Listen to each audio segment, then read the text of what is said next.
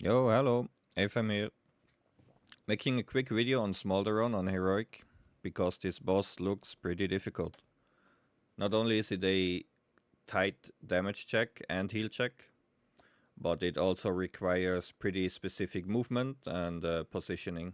So we're going over the video, we're looking at method, how they have killed it. We're gonna adapt the same strategy, pointing out what's important to look out for and how to move with which mechanic. The fight itself generally plays out with two different overlaps of circles, smash, and the gazier bait, alternating, and each of those overlaps happens twice between each intermission.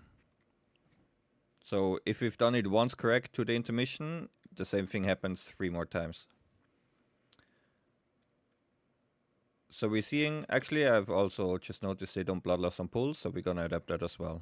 I just noticed that. We're pulling the boss somewhat in the middle of one side. We see the circles come out. We put them behind the boss, obviously fairly tight to the wall, overlapping each zone to keep it tight. The tank smash just happens in front. If you don't get the circle, you soak the smash. Same thing was on normal. And we're looking at the circles first. So not much to say about tornadoes. They shoot out in every direction. It's freestyle. Just dodge. You see one hit takes about half HP.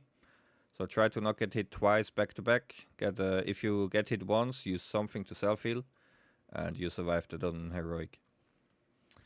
What's more important is that the gazers are coming in 3 seconds, so rather early, and we want to bait those in a specific manner.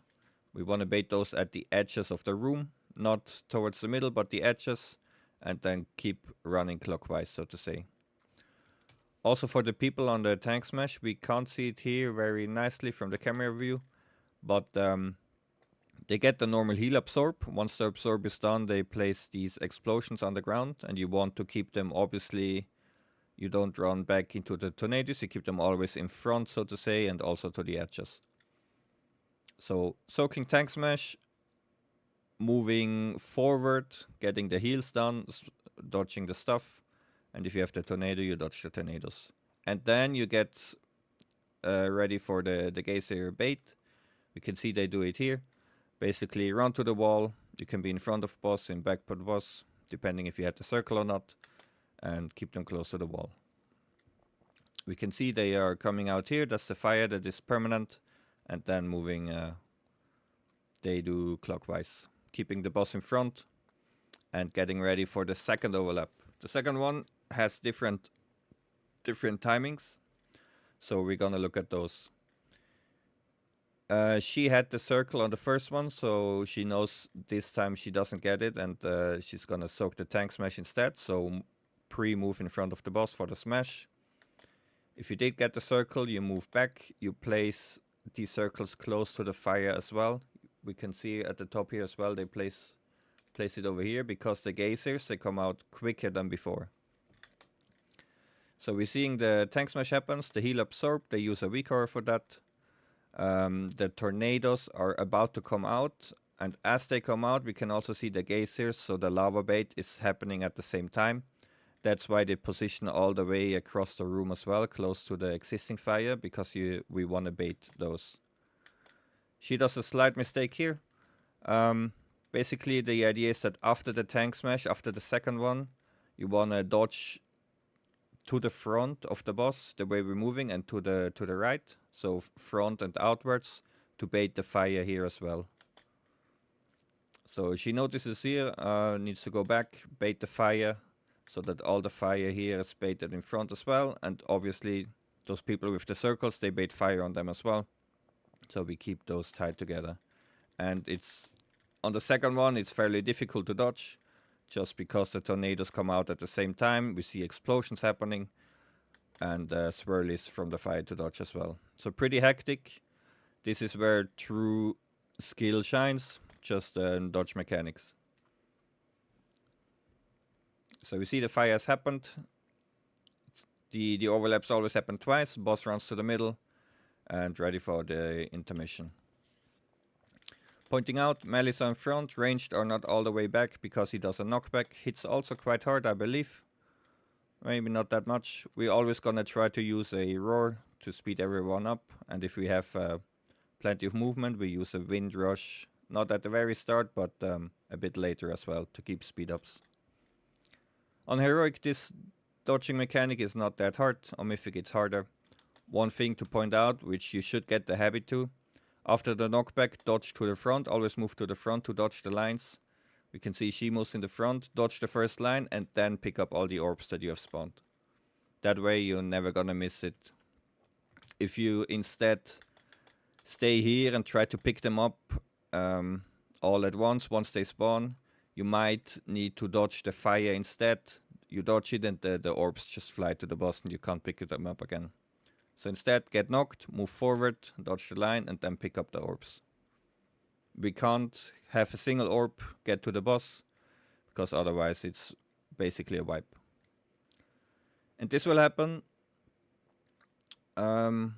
This is basically the boss fight. They keep on moving with the fire. We're gonna watch the full video, but I'm not gonna stop anymore. Yeah, but this is the idea for the fight. So you can see they keep speed movement up. The dodging is easy. They push the boss back somewhat close to the fire. It can also be in the front, but because they have fairly good space here, they keep it here. Getting the circle, moving behind the boss. You can also see they fill these tight spots. These guys have had the heal absorb, they move front and outwards, and then after that it's baiting fire with a slight delay. They bait the fire all the way at the edges. Once it's baited, pulling the boss forward. Now the second time happens, which is the harder one, I believe so. More stuff happens at the same time. So she's gonna soak it. We can see these guys will move backwards and to the side ideally. And tornadoes as well as explosions happen. Same with the bait. So once again, the second one is the tricky one. Explosions, tornadoes, and the geyser come out at the same time. So don't move to the middle or anywhere. Move close to the existing fire.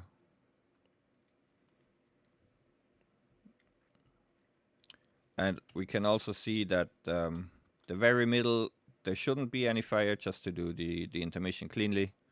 So they keep pulling counterclockwise, but not keeping fire in the middle. So have a slight distance. Intermission again. I don't think we're gonna do hard assignments for roars just because people can die. We're just gonna see what is up and call out people who need to use stuff. We do have heal CDs assigned though. Intermission hits quite hard, I believe. So we'll try to stay alive. Obviously also calculate out when you can use your personals. Maybe you wanna put them in your personal note or something as a reminder when to use them. Alright. Second intermission is done. They pull the boss again.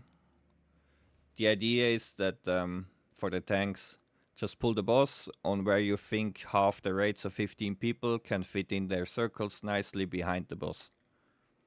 So a lot of space here. They fit in, get the soak in front. The first one is always a bit easier. You can dodge first and then position yourself for the geyser bait. There's a couple of seconds time to do the bait. We can see they baited. There's quite a lot of space here still, so I'm assuming they're gonna put the next circles. They could position over here as well.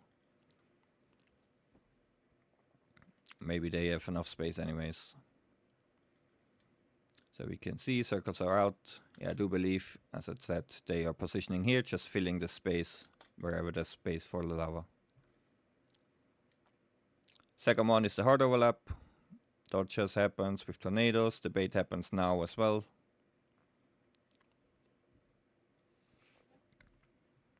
And keep moving. We can see the third intermission is happening.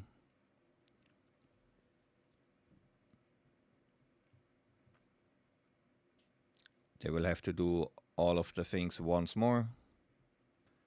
And after the 4th intermission is where he goes enrage. So this is the 3rd one. Intermission is not that interesting. They did Bloodlust in the 1st intermission, I'm pretty sure. I'm not going back. Actually, let's go back. We're at 5 minutes. 1st intermission, just should take the combat time as well.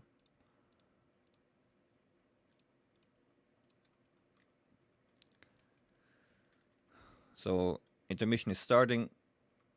Bam, he jumps, gets a knockback. That's where we lost. He takes more damage. And if I can find a combat timer, it's 1 minute, 10 seconds in. So 1 minute will be popped on pull. Everything else will be hold up for this moment. And this is where we blast. Alright, going back to the 3rd intermission. It's been done. This is why we have to bait the fire close, because it will get really tight with space.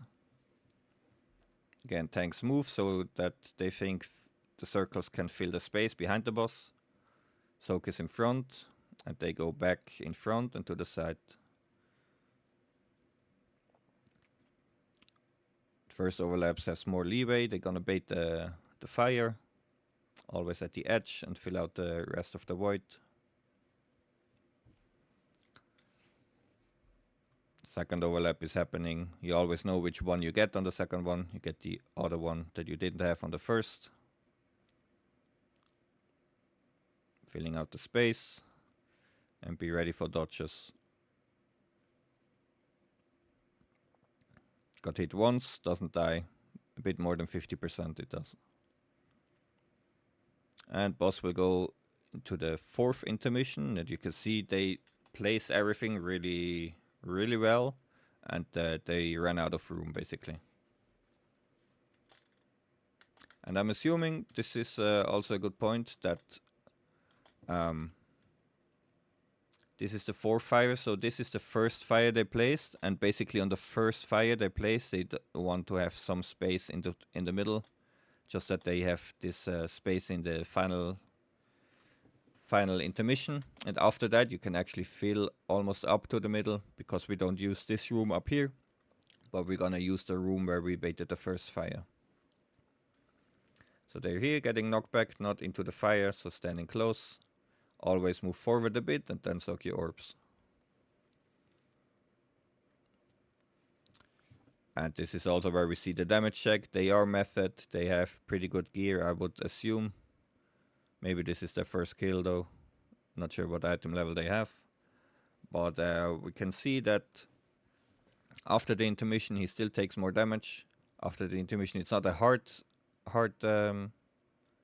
whatever you call it, it's not a hard wipe, hard enrage. He will cast something that deals ticking damage more over time. So we do have a couple more seconds when he does this to kill the boss. Alright, that's the strategy. Really important that you understand what we do. So feel free to go back, look at it again. It's always the same thing. Alright, thanks for listening, and see you guys soon. Bye bye.